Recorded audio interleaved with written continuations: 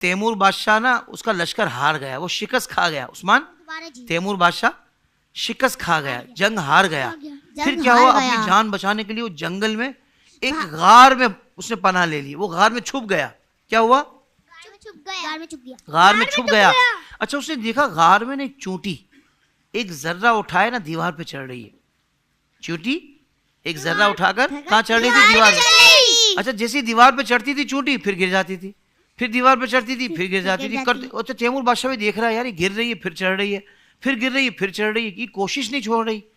یہ گر رہی ہے اس کے باوجود بھی چڑھنا چھوڑ نہیں رہی, کوشش میں لگی ہوئی ہے. پھر اس کو ذہن میں آیا کہ پھر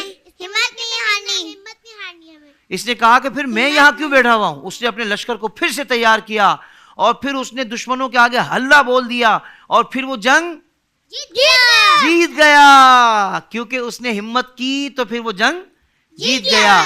تو اس واقعے سے ہمیں کیا معلوم ہوا کہ اگر ناکام ہو جائیں تو ہمیں ہمت نہیں آنی چاہیے, بلکہ یہ ذہن نشین کر لینا چاہیے کہ ناکامی کامیابی کا پہلا زینہ ہے. زینہ پتہ ہے کس کو کہتے ہیں بچوں؟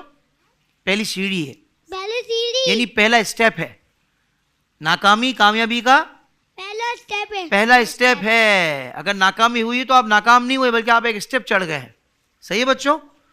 کتنی پیاری بات ہے. دیکھیں ہمیں کتنی اچھی اچھی باتیں ہمیں پروگرام میں پتہ لگ رہی ہیں.